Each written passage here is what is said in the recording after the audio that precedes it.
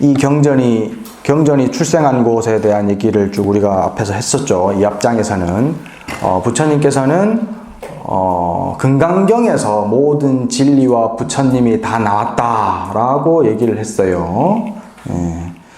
근데 그 모든 진리가 다 금강경에서 나왔으니 그 금강경의 진리를 깨달은 수다원, 사담, 아남, 아라한이 다 자기 상을 가지고 있겠느냐라고 물어보신단 말이죠. 부처님이 말씀하시는 진리는 무상고 무하고 무주상이고 일체에 머무는 바 없이 마음을 내는 것이 진짜 부처님의 설하시는 경전의 말씀이란 말이죠. 그 진리를 깨달은 사람을 성인이라고 부르는데 그 무주상의 진리를 깨달은 사람이 어떻게 내가 수다원을 이루었다라고 생각할 수 있겠느냐 이 말이야. 그렇다면 만약에 자기가 진리를 깨달아서 수다원을 이루었다라고 스스로가 말한다면 그러면 그 사람은 자기가 깨달았다는 상에 머무는 것이고 상에 머문다는 말은 부처님 진리와 위배된다는 뜻이 되잖아요. 그죠? 그러니까는 깨달은 사람이 스스로가 깨달았다라고 얘기를 한다면 그건 깨닫지 못했다는 증거가 됩니다. 지금 그 얘기를 우리가 하고 있는 중이에요. 그래서 이제 29페이지 일상무상분 처음부터 한번 제가 본문만 한번 읽어봅시다. 수보리야 어떻게 생각하느냐. 수다원이 능히 이런 생각을 가지되 내가 수다원가를 얻었다라고 생각을 하겠느냐 말겠느냐 물으니까 수보리가 말하사대 불량이다 세존이시여. 무슨 까닭인가 하면 수다원은 이름이 임유라고 하지만 들어간 곳이 따로 없기 때문에 또 색성양 미촉법에도 들어가지 않기 때문에 그 이름이 수다원일 뿐입니다. 실제로 진리에 들어갔다라고 얘기해버리면 그거는 진리하고는 거리가 멀어져 버린 거니까 그러니까는 당연히 색상양 미촉법에도 안 들어가니 이름만 그냥 수다원일 뿐이다. 그렇게 대답을 하죠. 그러니까 다시 부처님께서 또 물어요. 이게 지금 중요한 문제니까 여러 개 지금 계속 묻는 거예요. 똑같은 질문을. 수보리야 그러면 어떻게 생각하느냐. 사다함이 능히 이런 생각을 가지되 내가 사다함과를 얻었다라고 생각하겠느냐 안 하겠느냐. 수보리가 또 대답하기를 불량이다 세존이시여. 무슨 까닭인가 하면 사다함은 이름이 일왕래이지만 실제로는 어디 오고 간다라는 사실이 그의 마음속에는 없다 이 말이죠. 왔다라고 생각하고 간다라고 생각한다면 그것 또한 상에 집착하는 것이라서 이거는 진짜 사다함이 될 수가 없어요. 그러니 이름이 실제로 오고 감이 없기 때문에 이름이 사다함일 뿐입니다. 그러면 또 부처님께서 물어요. 수보리야 어떻게 생각하느냐. 아나함이 능히 이런 생각을 가지되 내가 안함과를 얻었다라고 생각하겠느냐 안 하겠느냐. 수보리가 말하기를 불량이다 세존이시여. 무슨 까닭인가 하면 아나함은 이름이 불례가 되는데 오지 않는 것으로 이름을 삼는데 실로 오지 않음 또한 없기 때문에 오지 않음을 마음속으로 내가 오지 않는다라고 집착하고 있다면 그러면 그것 또한 집착이단 말이죠. 그 예를 들어서 그러면 되잖아. 저는 고집이 없습니다. 전에도 한번 그 얘기 했지. 저는 고집이 없습니다. 그러면 근데 니 좀 고집 있는 것 같던데. 아니라요. 나 고집 없다니까요. 그런데 니 고집 좀 있어. 아니야 나 고집 없어요. 라고 말하는 거와 똑같다 이 말이야. 고집을 가지고 오지 않는다, 불례다 라고 스스로가 마음속으로 집착하고 있다면 그러면 오지 않는 것이 이미 아니게 돼버렸잖아요. 집착을 내버렸으니까. 그렇죠? 그러니까 오지 않지만 오지 않는다라는 생각마저도 없어. 아나함은. 그래서 이름이 그냥 아나함입니다. 누군가가 그 사람 불러야 되니까. 그러니까 이름만 아나함이다. 이렇게 얘기했고 이제 오늘 하는 거 한번 봅시다. 수보리야 어떻게 생각하느냐. 아라한이 능작시녀모대 아득 아라한도부와 아라한이 내가 아라한의 도를 얻었다라고 생각을 짓겠느냐 안 짓겠느냐. 이제 앞에 답 다 나왔잖아. 수보리가 말하기를 불량이다 세존이시여 무슨 까닭인가 하면 실무유법명 아라한이니 실제로 어떤 법도 따로 있지 않는 것을 이름해서 아라한이라고 부른다.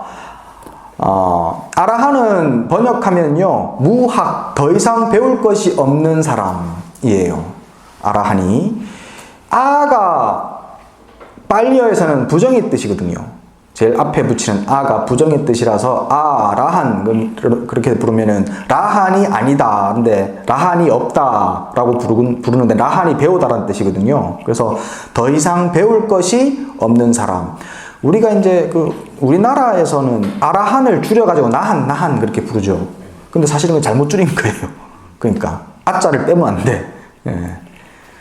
이건 참고삼아 하시고. 근데 어쨌든 아라한은 무학, 더 이상 배울 것이 없는 사람 또는 누진, 새어나가는 복덕, 그 다음에 있다라고 집착하는 그런 어리석은 망상이 싹 다 해버렸어.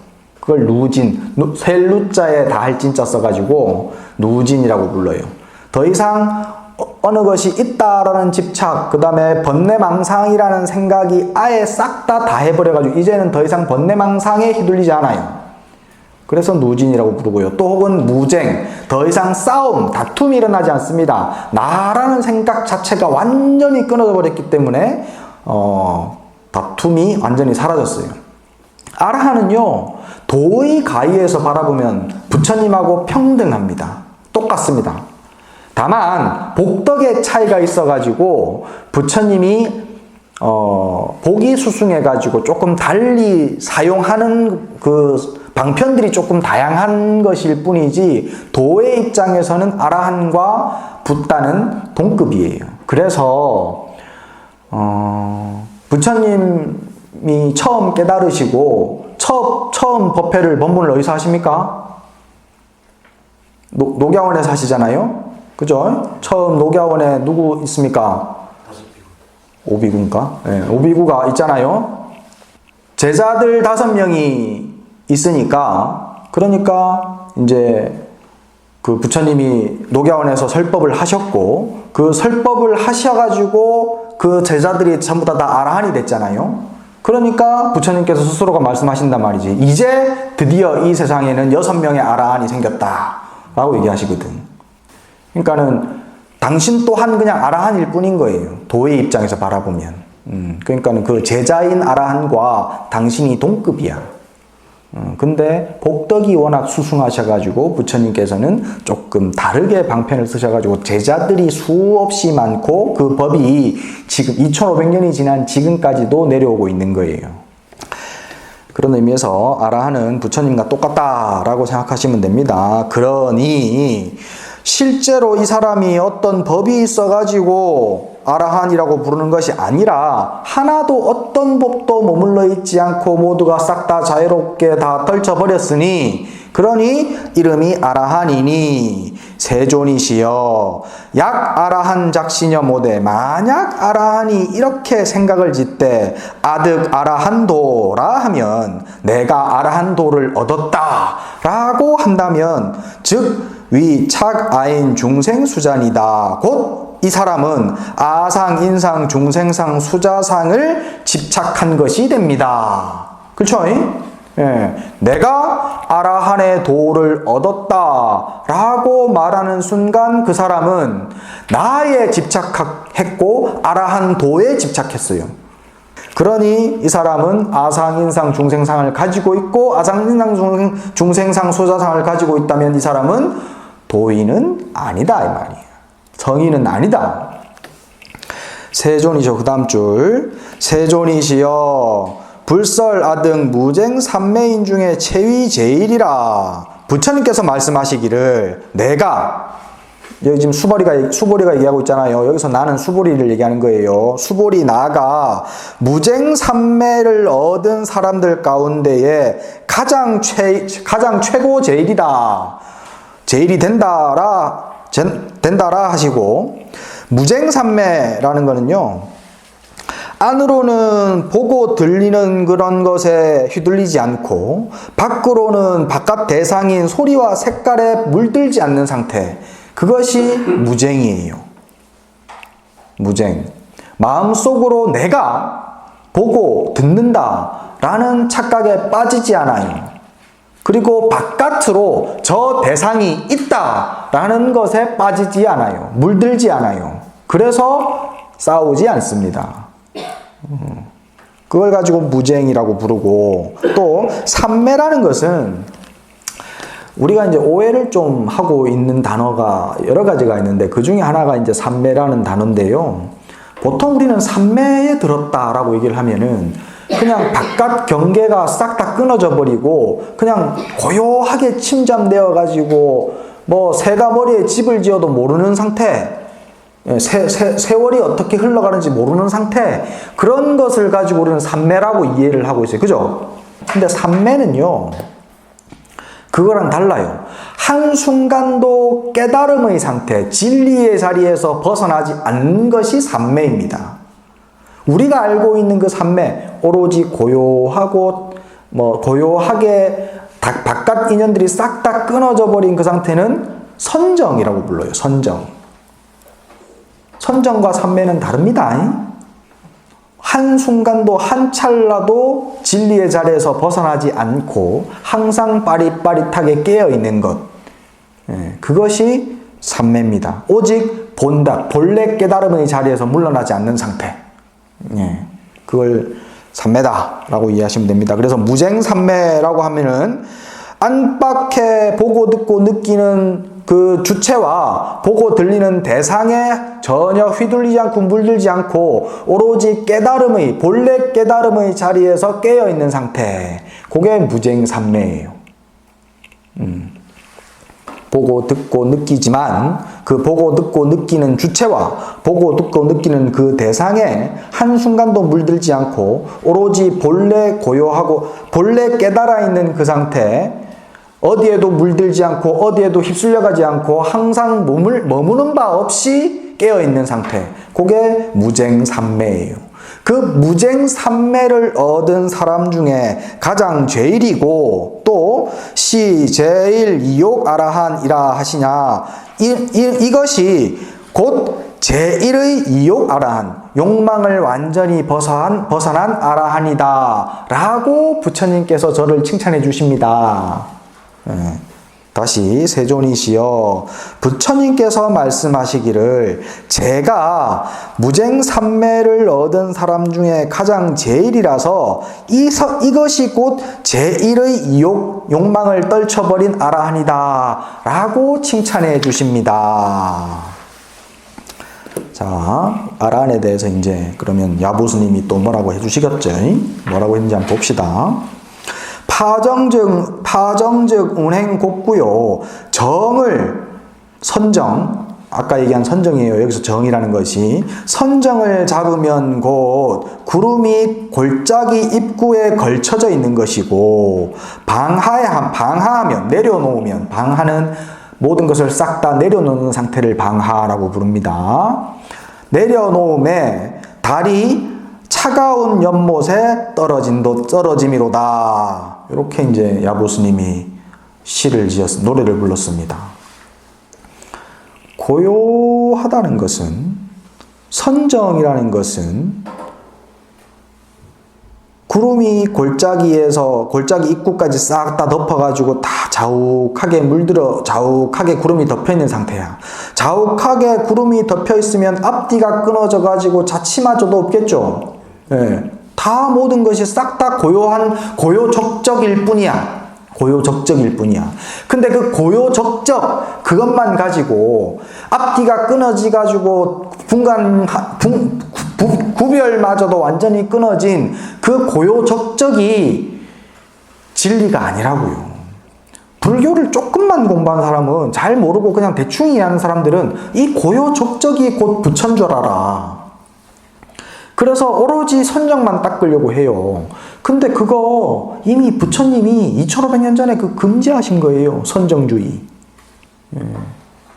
그랬잖아요. 부처님이 처음 출가하셔가지고 스승 두 사람 찾아다니면서 선정을 그 당시에 중생이 닦을 수 있는 선정 중에 가장 높은 단계 비상, 비비상, 처천까지 선정을 닦으셨잖아요.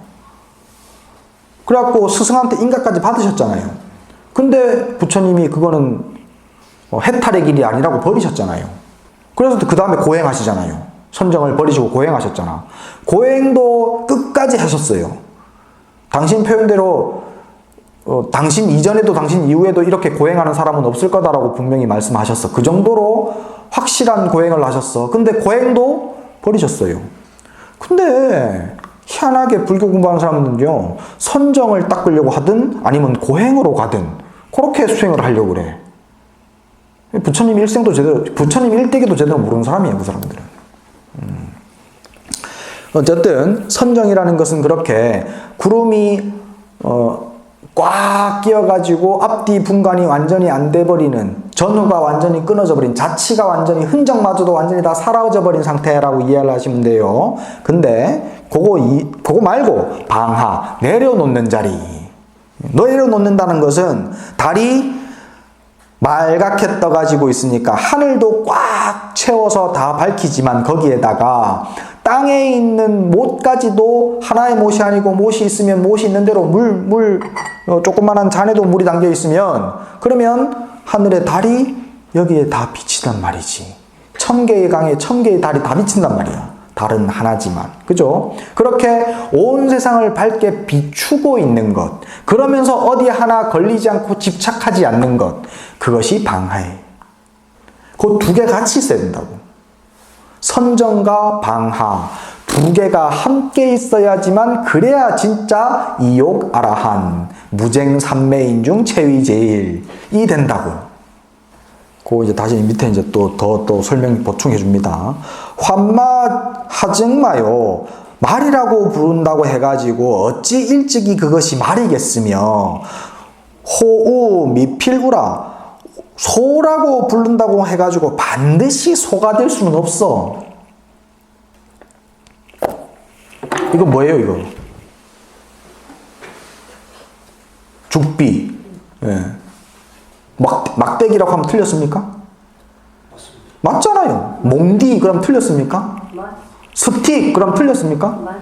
다 맞잖아. 장작 그럼 틀렸어요? 맞아. 맞아. 죽비라고 한다 그래가지고 그게 어찌 일찍이 죽비겠냐고. 그죠? 예. 죽비에 막혀버리면 안 돼. 아라한이라고 그래가지고 그게 어찌 아라한이겠냐고. 아라한에 막혀버리면 안 돼. 예. 단지 이름일 뿐이야. 예. 뭐라고 부른들 무슨 상관이냐고, 사실. 양두를 도방하하고 두 극단, 양두라는 것은 극단을 얘기합니다. 두 극단. 보통 중생들은 거의 다 이분법적 사고에서 벗어나지 않아요. 있고 없고, 옳고 그르고, 좋고 나쁘고, 이쁘고 못생겼고, 1등 꼴등, 잘하고 못하고, 사랑하고 미워하고, 그 양극단의 삶살이를 사는 것이 중생심이에요. 근데 그 양극단이 사실입니까? 양극단이 사실이에요? 옳고 그름이라는 극단이 그거 사실이에요? 실제입니까? 아니잖아요. 그냥 개인적인 업의 소산일 뿐이지 그것이 어딜 가나 옳은 것이고 옳은 것은 어딜 가나 옳은 것이고 잘생긴 건 어딘 가나 잘생긴 거야? 아니란 말이지. 옳고 그름이라는 것은 양극단은 어디 가나 다 환영받지 못해요. 양극단은 결국에는 전부 다 개인적인 중생심이 대충 짐작한 것일 뿐이야. 자기 과거의 경험을 가지고. 내가 과거의 경험에 달이 떴을 때 실현을 당했어. 그럼 달이 미워. 달이 문제냐고. 그죠? 달은 아무 문제가 없어.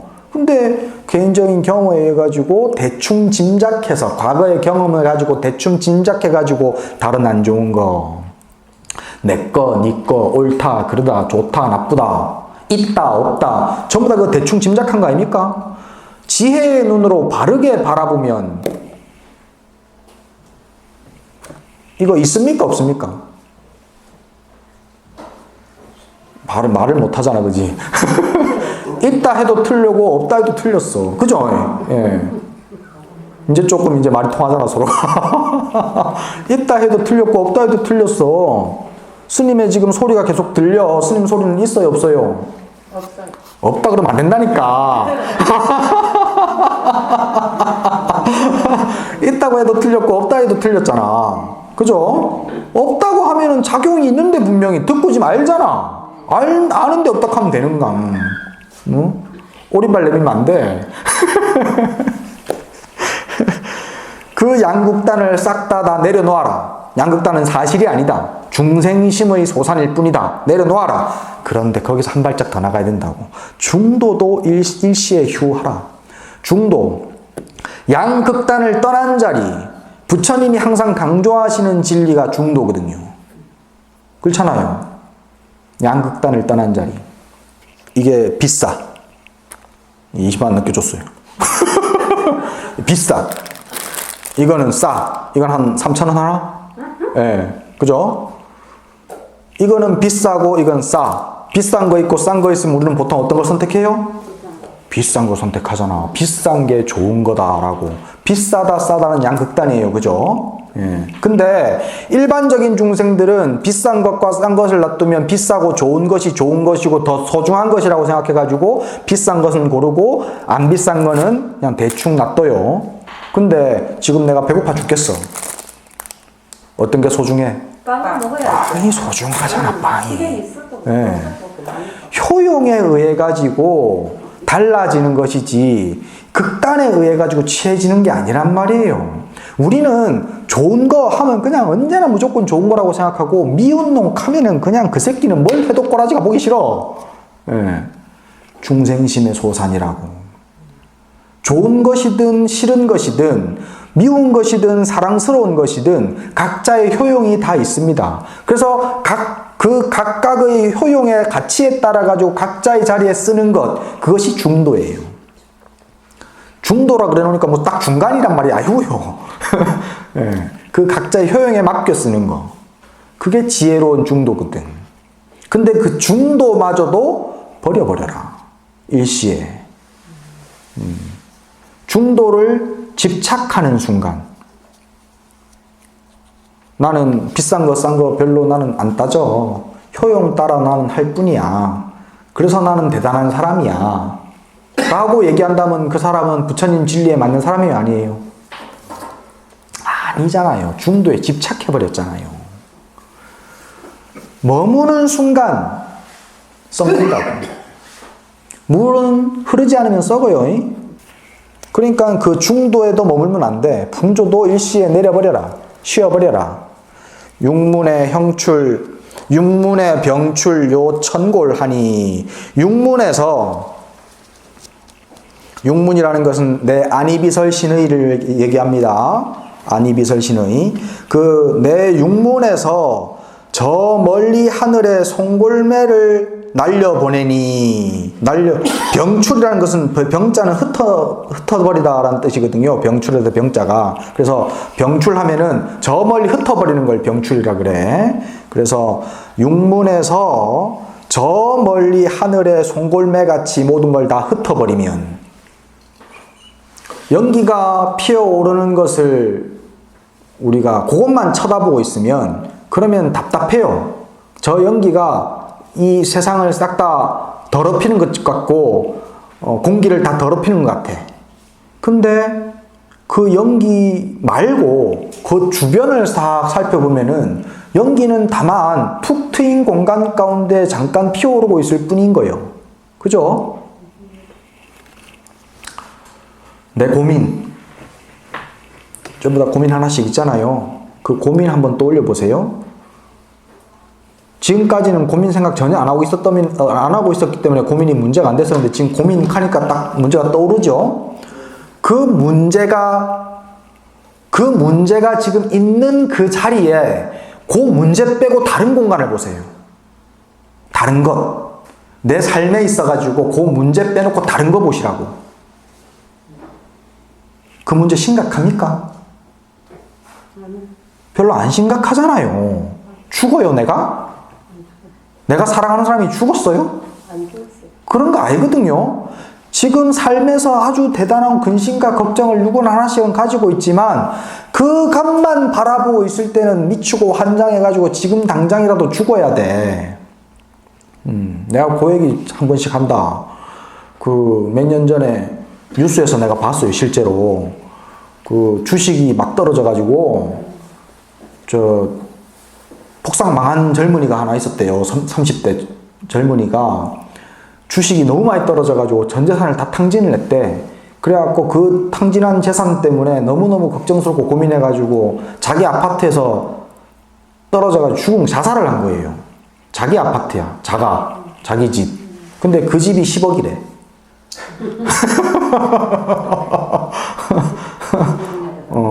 그 얼마나 어리석은 짓이냐고. 다 그래요, 다. 전부 다 그 근심과 걱정을 요렇게 쳐다보니까 다른 주변 거는 안 보이니까 요렇게 쳐다보는 근심과 걱정만이 대단하다고 큰 문제인 것처럼 내 삶 전체를 장애하고 있는 것처럼 생각을 하거든. 물론 그런 걱정도 있을 수 있어요. 예, 살다 보면 그런 걱정이 있을 수도 있어요. 하지만 그 또한 지나가고 흘러가는 일이야. 100년이라는 세월만 가지고 봐도. 금생 100년 사는 것도 짧디 짧은 순간인데 그 짧디 짧은 순간에 그런 진짜 막 목 견딜 만한 괴로움은 그렇게 자주 안 일어납니다. 또 보통 괴롭다고 하는 사람들은요 다들 견딜 만한 건데 주변을 못 봐서 빈 공간을 그 괴로움이 일어나고 있는 그 주변을 다 알아보지 못해서 그렇게 괴로워하는 거예요. 그렇게 주변을 바라보면 문제라고 하는 것들은 마치 저 하늘에 송골매 한 마리 날아간 자취 없이 날아가는 송골매 한 마리하고 똑같다고. 내가 알고 내가 집착하고 있는 그 문제점은 그렇죠? 송골매는 있어요. 근데 난 날아가 버려요. 자취도 없이 흔적도 없이. 다 옛날 그런 경험도 있을 거 아니야. 지금까지 60년씩 50년씩 살았으니까 그런 막 젊었을 때 막 그런 고민 걱정 막 자살하고 싶은 충동이 일어날 만한 그런 괴로움이 있었을 거 아닙니까 다. 지나고 지금 한번 봐봐. 주변에 얼마나 좋은 것들이 많았었는지, 빈 공간이 얼마나 많았었는지, 여유가 얼마나 만만했었는지 지금 바라보면. 그렇게 되면 독보공곤 총불수로다 홀로 하늘과 땅에 걸어다니면서 어떤 모든 것도 그것을 방해하지 못해, 거두어들이지 못해. 홀로 온 우주에 걸어다니고 있으니 어떤 것이 온다 하더라도 그것을 방해하지 못한다고. 저 태어공 가운데에 한 마리 송골매가 나는 것이기 때문에 삶은 무한한 공간 가운데 일어나고 있는 작은 연기일 뿐입니다. 내 삶은. 그렇게 생각하고 내 삶을 한번 떨어뜨려 놓고 보세요. 그러면 정말 내 삶은 그냥 한 줄기 항연기예요. 그게 이욕 아라한입니다. 이욕 아라한. 욕망을 벗어난 아라한. 그걸 이제 요거 야보스님이 시로 이렇게 표현해 주신 거예요. 자, 다음 넘어가 봅시다. 부작시념호대. 제조짐 수보리가 말 이어갑니다. 제가 이러한 생각을 가지지 않되 이욕아라한이라 하노이다. 내가 바로 욕망을 떠난 아라한이다. 라는 생각을 나는 추호도 하지 않습니다. 세존이시여 약작시념호대. 만약 내가 이런 생각을 가지되 아득 아라한도라 하면 내가 아라한의 도를 얻었다 라고 한다면 세존이 즉 불설 수보리가 시요 아람나 행자언니와 세존께서 곧 수보리가 이 아란나 행을 즐긴다라고 말하지는 않을 것입니다. 아란나 행이라는 것은 아란나라는 것은 무쟁입니다. 싸움이 없는 것.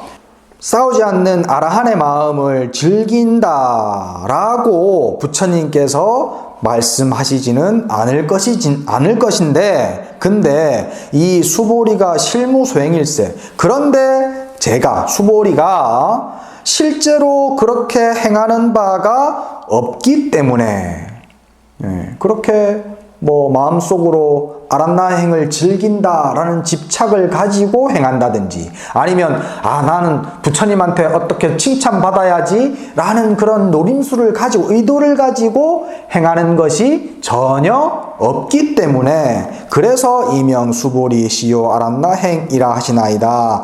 그래서 이름 붙여가지고 수보리가 아란나행을 즐긴다라고 부처님께서 말씀해 주셨습니다. 그러니까 수보리는 도를 이미 깨달아가지고 아라한이 되어버렸기 때문에 아라한이라는 생각 자체도 없어요. 도를 깨달아가지고 항상 도 속에만 머물러 있기 때문에 도를 행한다라는 생각이 없어요. 만약에 스스로가 나는 도를 행하고 산다라고 한다면 그거는 도를 행하는 게 아니게 돼요. 이해되지 그런 건 이제? 근데 그렇게 완전히 도하고는 딱 맞아 떨어져 가지고 더 이상 도를 행한다라는 생각마저도 없는데 근데 부처님께서 수보리는 도를 행하고 그 행하는 도를 즐거워한다 라고 칭찬해 주시는 거 보니까 제가 도를 행하고 있다라고 하네요, 부처님께서. 그런 거 보니까 내가 그렇게 도를 행하는 걸 즐거워하는 값습니다 라고 대답하는 거예요. 나는 추워도 그런 생각 한 적 없는데 부처님 나한테 그렇게 얘기해 주시니까 그러면 그런갑다 합니다. 그 말이야. 그 야보스님이 또 얘기합니다. 인착하면 의전 환불신이라. 만약에 알았다라고 집착한다면, 인식했다라고 집착한다면, 내가 아라한도를 행한다라고 인식하고 그것을 내가 집착했다면, 그러면 그건 뭐야? 아란이 아니죠?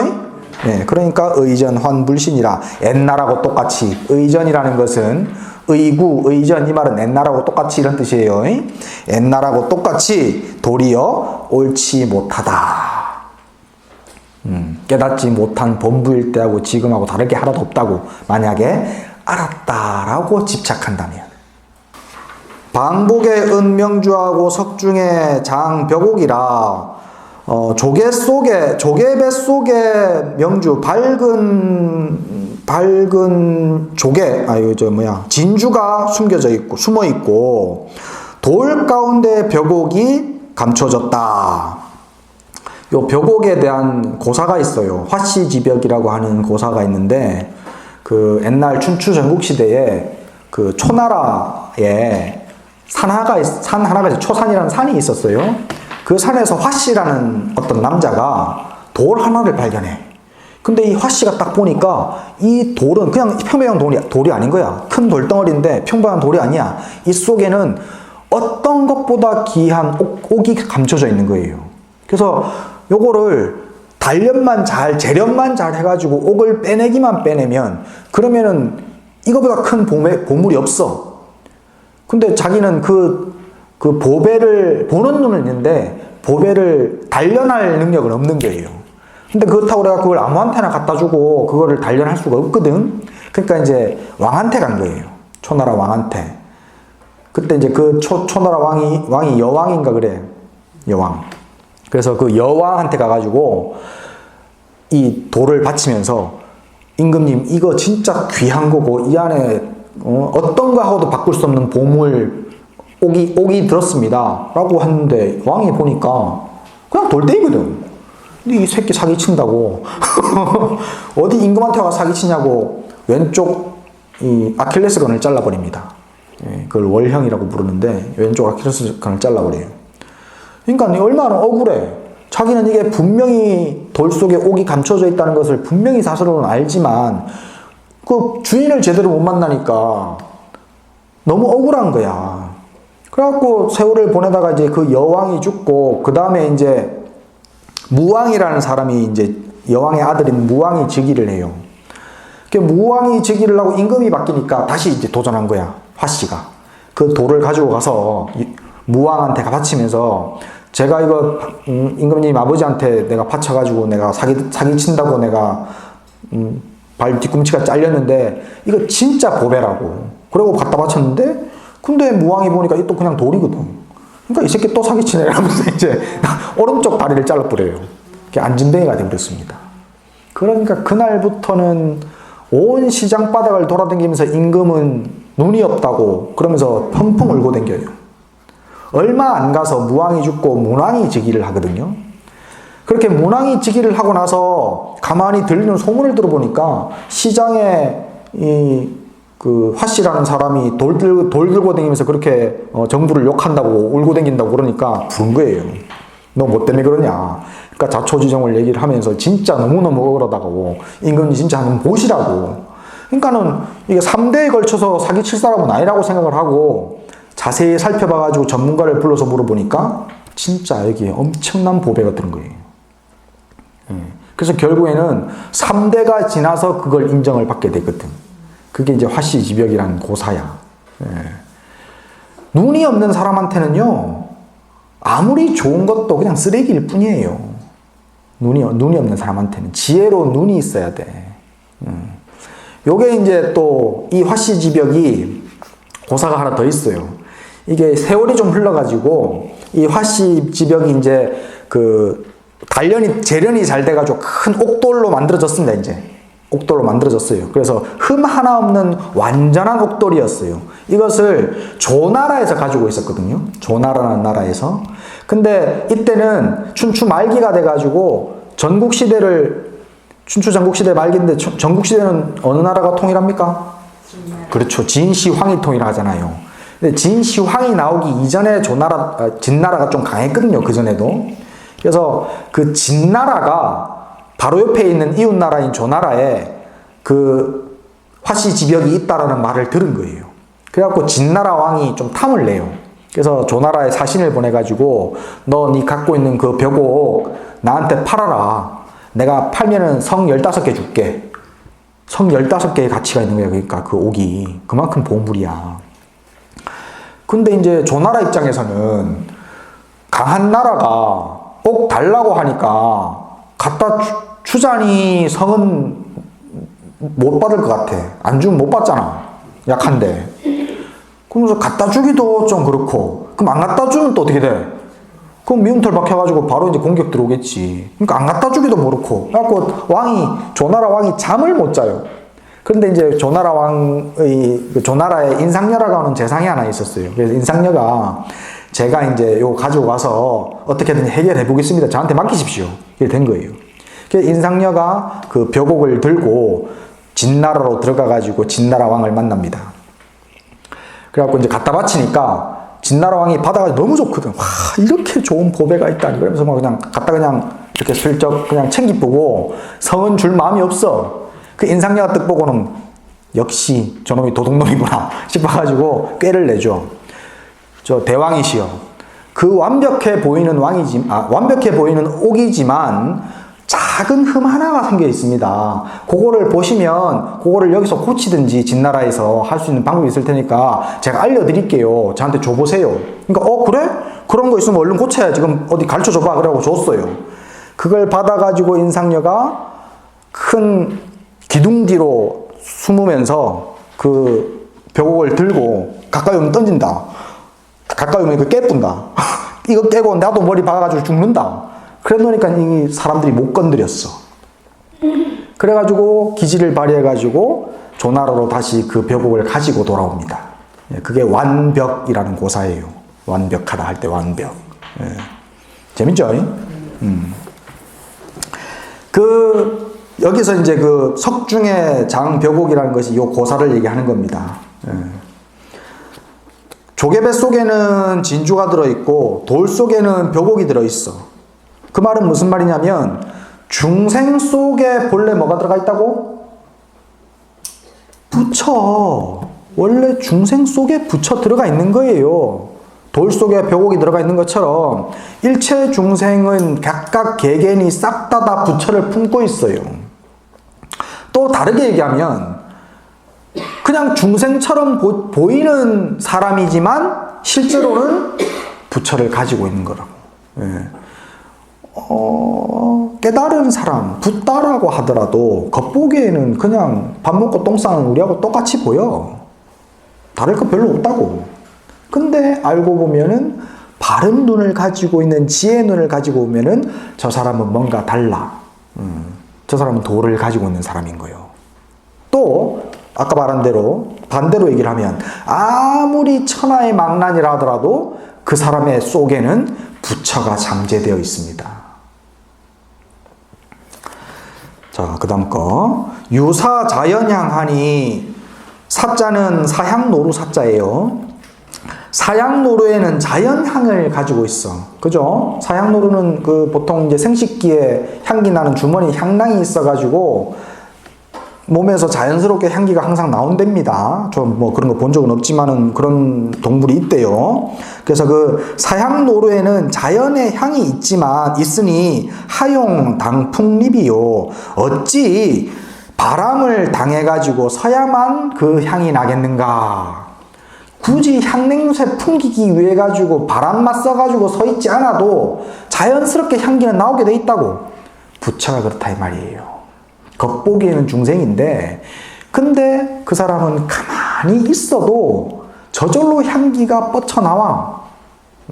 그래서 지혜로운 사람은 그 안목이 있는 사람은 그 벽옥을 바로 알아보고 또 지혜로운 사람은 그 향기를 바로 맡을 수 있다고. 활계간내 흡사무나 생활하는 걸 가만히 보면은 흡사무 없는 듯 하지만 그 사람은 있는 듯 없는 듯 살고 또 무슨 지혜가 그렇게 뛰어난 사람 같지도 않아. 그냥 있는 듯 없는 듯 그렇게 보여. 근데 응용두두 개 구족이로다. 응용하고 다른 사람과 함께 살아가고 사물을 쓰는 그런 자리로 가서 응용하는 것을 보면은 그러면 하나하나가 다 부족함 다 갖추어져 가지고 모질함이 없어. 100원을 갖다 줘도 100원 잘 쓰고요. 100만 원을 갖다 주고 1억을 갖다 줘도 그 1억 잘 써. 몽땅 연필을 갖다 줘도 잘 쓰고요. 뭐 몽블랑 펜을 갖다 줘도 잘 써. 이 사람은 뭐 장비를 탓하지 않아. 언뜻 보기에는 아무것도 없어 보이지만 그게 바로 아라한이라고. 수보리 같은 사람이라고 칭찬을 많이 한 겁니다. 이게 상에 하나도 머물지 않고 그 사과를 이룬 사람들은 전부 다 이렇게 살아간다고요. 상이 없어요. 굳이 상을 낼 필요가 없어요. 그러다 보니까 지혜 있는 사람만 보여요. 어리석은 사람의 눈에는 안 보여요. 벽옥처럼.